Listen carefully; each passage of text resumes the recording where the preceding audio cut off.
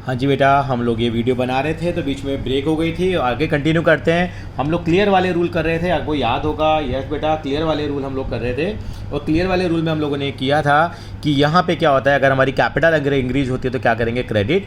Liability increase होगी तो क्या करेंगे, क्रेडिट करेंगे। एक्सपेंसेस इंक्रीज होंगे तो डेबिट करेंगे। एसेट इंक्रीज होगी तो डेबिट करेंगे। रेवेन्यू इंक्रीज होगा तो क्रेडिट करेंगे। यहाँ वाइस वर्सा, अगर कैपिटल ये एरो नीचे बना हुआ है, अगर कैपिटल डिक्रीज करेगी तो क्या करेंगे, डेबिट करेंगे। लायबिलिटी डिक्रीज करेगी तो क्या करेंगे, डेबिट करेंगे। एक्सपेंसेस डिक्रीज करेंगे तो क्या करेंगे, क्रेडिट करेंगे। एसिड अगर कम हो जाएगी तो क्या करेंगे, क्रेडिट करेंगे। और अगर हमारा रेवेन्यू है, अगर हमारी इनकम डिक्रीज हो जाएगी तो क्या करेंगे बेटा, हम उसको डेबिट करेंगे। ये आज मैंने रूल ये बना लिए हैं और पूरी ज़िंदगी मुझे क्या करना है, इन रूल्स को क्या करना है, फॉलो करना है। क्या याद रखना, मोटा मोटा और थोड़ा उसको बनाएं। क्लियर कॉन्सेप्ट आप लिख लीजिए, जब भी कोई जनरल एंट्री पास करेंगे ये वहाँ हमारे काम आएंगे। तो ये पांचों रूल हम लिख लेंगे और उसके बाद इन्हीं रूल्स को हम क्या करेंगे, आगे जाके नहीं फॉलो करेंगे। तो यानी कि लेकिन आपको पता होना चाहिए कि कैपिटल इंक्रीज होगी तो क्या होगा। एक बार फिर से रिवाइज करेंगे क्लियर रूल। क्लियर करने के लिए कहाँ बैठेंगे बेटा, हम लोग CCD बैठेंगे। CCD कहाँ का लेंगे बेटा, ये बिल्कुल सही कहा। CCD हम कहाँ लेंगे, डिस्ट्रिक्ट सेंटर का लेंगे। उसके बाद यहाँ पे इसको अपोजिट कर दिया, दिल्ली दिलवालों की कहाँ चली जाएगी, CCD में चली जाएगी। तो कैपिटल इंक्रीज होगी तो क्या होगा, क्रेडिट। कैपिटल डिक्रीज होगी तो क्या होगी, डेबिट। लायबिलिटी इंक्रीज होगी तो क्रेडिट। लायबिलिटी डिक्रीज होगी तो डेबिट। एक्सपेंसेस इंक्रीज होंगे तो डेबिट। और अगर एक्सपेंसेस डिक्रीज होंगे तो क्रेडिट।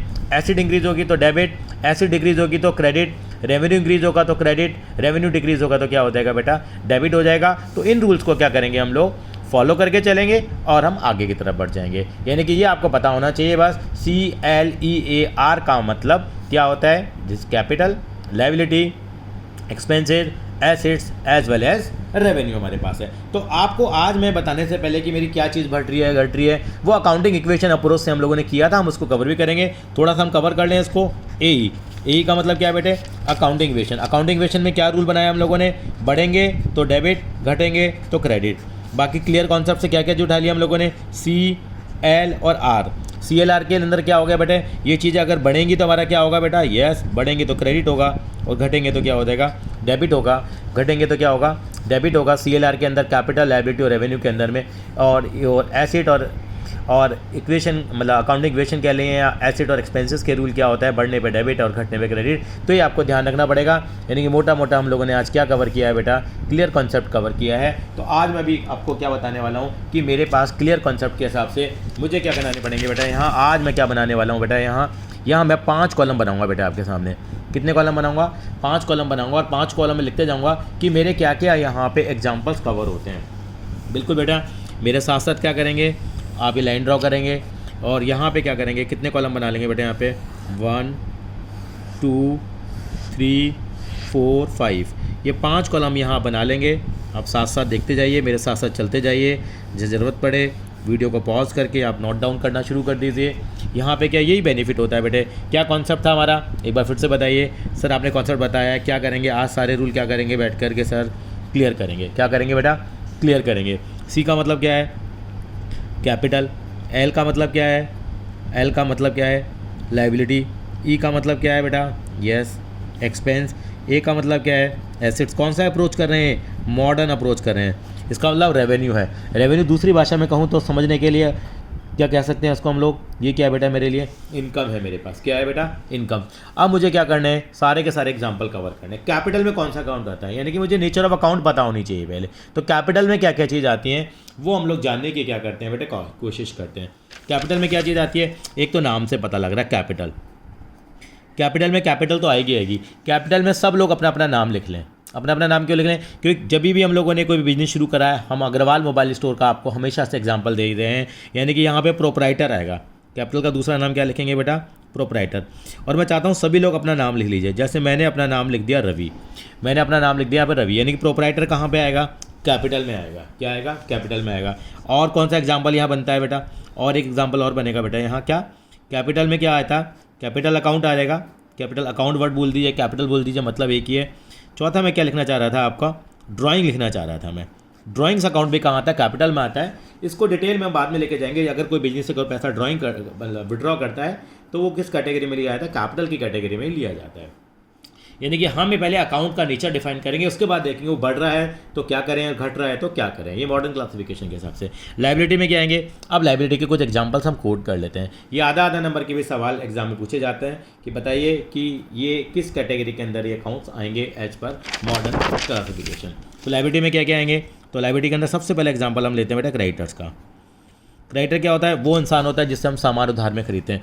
क्रेडिटर का नाम है, ब्रैकेट में क्या लिख रहा हूँ बेटा, यहाँ लिख रहा हूँ है जी, हाँ जी बेटा, शाहरुख खान लिख रहा हूँ, शाहरुख खान। यानी कि जिन्होंने हमारी स्टार्टिंग की वीडियो देखी है वो पता लगा लेंगे। बाकी क्रेडिटर हमारी लायबिलिटी होती है, यानी जिससे हमने सामान क्या खरीदा है, उधार में खरीदा है, वो हमारे लिए क्या कहलाता है, हमारा क्रेडिटर कहलाता है। क्या कहलाता है, क्रेडिटर कहलाता है। वो हमारी क्या है बेटा, लायबिलिटी है। चलिए लायबिलिटी है तो इससे रिलेटेड एक चीज़ और आ गई, बिल्स पेएबल। अगर बिल्स पेएबल है तो वो भी हमारे लिए क्या हो जाएगी सर, वो भी हमारे लिए क्या मानी जाएगी, लायबिलिटी मानी जाएगी। तो बिल्स पेएबल को हम यहाँ पे लायबिलिटी की कैटेगरी में लिख देंगे। नंबर 3 पे गए हम लोग, यानी कि हम लोगों ने देखा क्रेडिटर है, बिल्स पेएबल है, ये क्या है हमारी लायबिलिटी है। और क्या लायबिलिटी हो सकती है, बैंक लोन या अकाउंटिंग इक्वेशन में जो भी आपको वर्ड्स नए नए आपको याद आए हो तो उनको हम इस कैटेगरी में लिख सकते हैं। तो बैंक लोन भी आ जाएगा हमारे पास, क्या आ जाएगा, बैंक लोन आ जाएगा।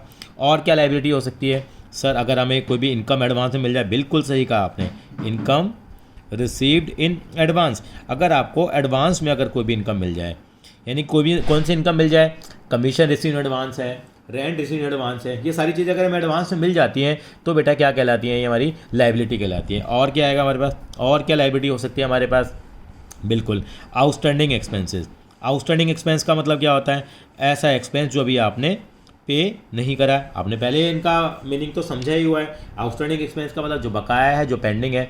अब चाहे यहाँ पे आउटस्टैंडिंग वेज आ जाए, चाहे आउटस्टैंडिंग सैलरी आ जाए, चाहे आउटस्टैंडिंग रेंट आ जाए, मतलब सबको किस कैटेगरी में लेंगे हम, लायबिलिटी में लेंगे। और देखते हैं बैंक लोन भी आ गया। एक वर्ड आपने सुना होगा बैंक ओवरड्राफ्ट, अभी आपके लेवल की बातें कर रहा हूँ बेटा, 11th स्टैंडर्ड में स्टार्टिंग में करते हैं बैंक ओवरड्राफ्ट। बैंक ओवरड्राफ्ट का मतलब भी क्या होता है, ये भी हमारे लिए क्या कहलाती है, बिल्कुल लायबिलिटी है। तो यहाँ पे ले लेंगे। एक टेक्निकल वर्ड आता है, चलो लिख लेते हैं, डिबेंचर कहलाता है बेटा। क्या कहलाता है, डिबेंचर। डिबेंचर का मतलब समझ लीजिए एक तरह का लोन होता है, वो भी यहाँ आ जाएगा।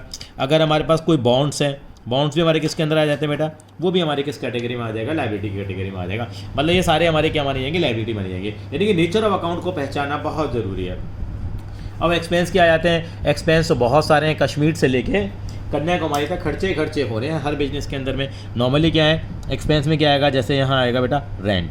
रेंट अगर आपने पे कर दिया, रेंट आपको रिसीव भी हो सकता है बेटे, अगर रिसीव होगा तो रेवेन्यू में आ जाएगा, वो इनकम में आ जाएगा। लेकिन रेंट अगर आपने पे किया है तो कहाँ आएगा बेटा, वो एक्सपेंस में आएगा। किस में आएगा बेटा, एक्सपेंस में आएगा। रेंट पेड हो गया। और क्या एग्जांपल हो गया, यानी कोई भी एक्सपेंस पेड हो गया, रेंट पेड है, सैलरी है, सैलरी पेड है। पेड वर्ड में इसलिए लगा रहा था कि क्लियर हो जाए आपको कि हमने दिया है, रेंट पेड है, इंश्योरेंस प्रीमियम है। तो अंडरस्टूड समझ लेना बेटा कि ये क्या है, एक्सपेंसेस की बातें हो रही हैं। इंश्योरेंस प्रीमियम, आप गाड़ियों का इंश्योरेंस कराते हैं। इसके अलावा आपने कोई रिपेयर कराया, रिपेयर भी एक्सपेंस हो गया।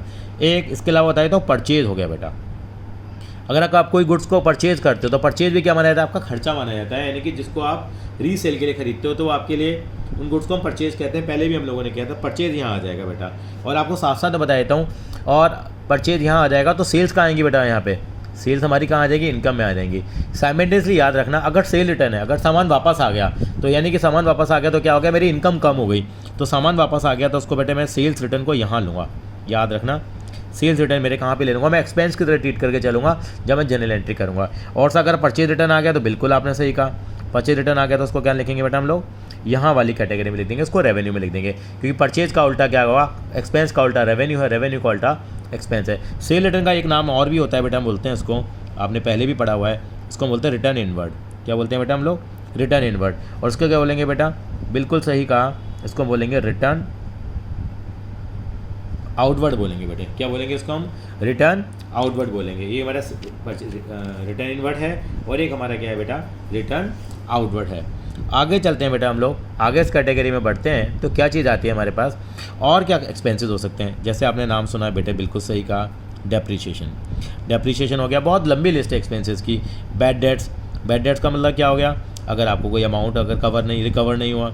एक्साइज ड्यूटी अगर आपके पास है, एक्साइज ड्यूटी होती है जो मैन्युफैक्चरिंग ऑफ गुड्स पे दी जाती है, वो हम लोग एक्साइज ड्यूटी है। ये अब वैसे तो अब रिप्लेस हो गई है, इसकी जगह जीएसटी आ गया है, उसके बारे में भी हम बाद में बात करेंगे बेटा, अभी जीएसटी के बारे में, ठीक है। तो जीएसटी भी आएगा तो जीएसटी यहाँ आएगा बेटे। एक होता है, एक इनपुट जीएसटी होता है, एक आउटपुट जीएसटी होता है। तो आउटपुट जीएसटी यहाँ आएगा। क्या होता है जीएसटी, इसके ऊपर बाद में बात करेंगे। अभी एग्जांपल आ गया तो आप ध्यान रख लीजिए।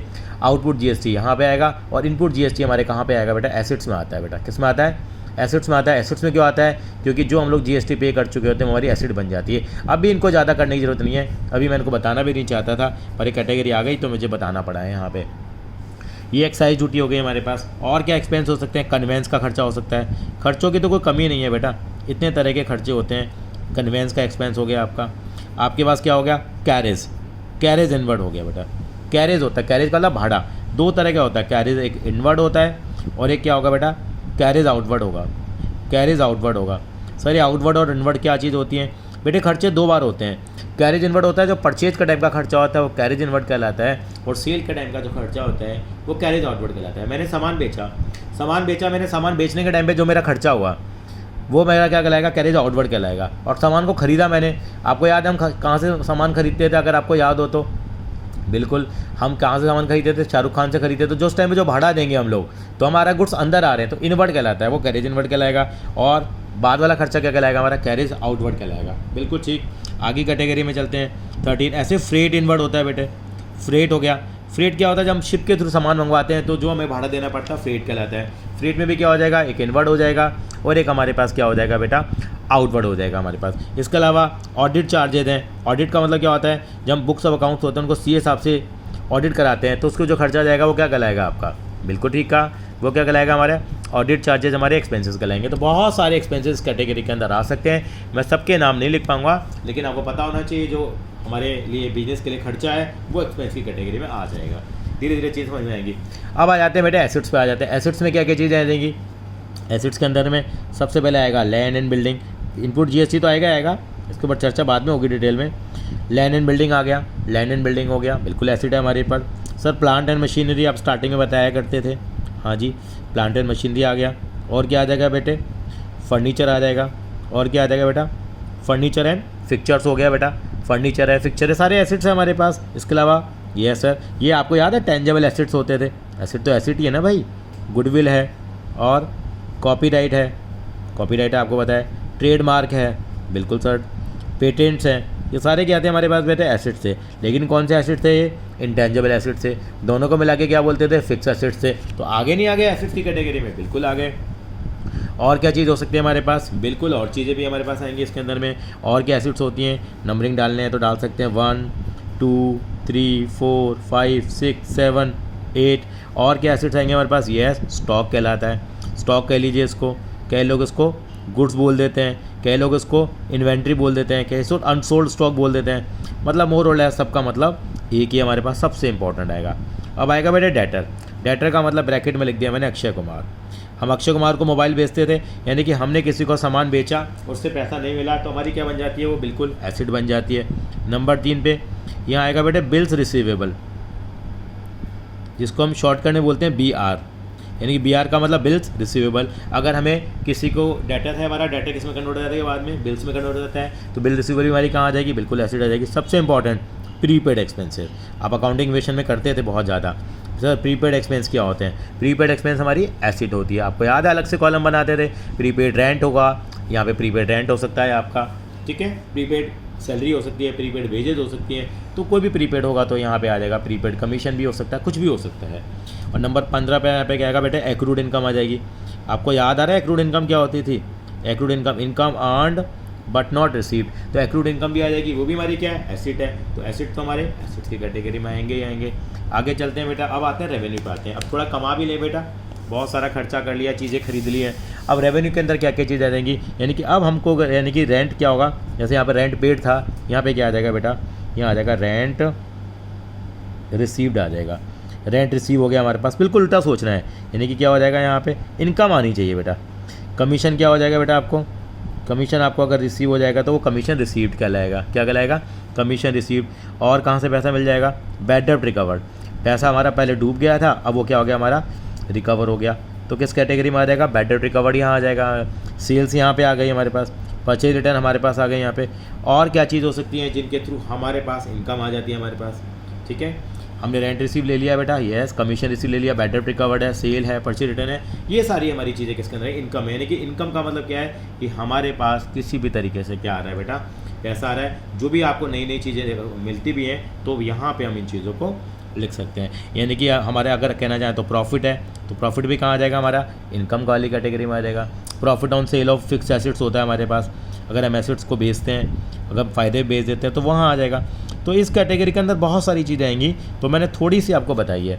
Profit on sale of fix asset exam में क्या आएगा, एग्जाम में आएगा आपसे पूछा जाएगा डिबेंचर क्या है जी बताइए, क्लासीफाइड है, तो डिबेंचर आप क्या कहेंगे, लायबिलिटी है। आपसे कहा बिल्डिंग क्या है, आप कहेंगे सर एसेट्स में आ जाएगा। आपसे कहा कैपिटल कहाँ पे है, कैपिटल कहाँ पे आ जाएगी आपकी, बिल्कुल आपने कहा सर कैपिटल में ही आ जाएगी।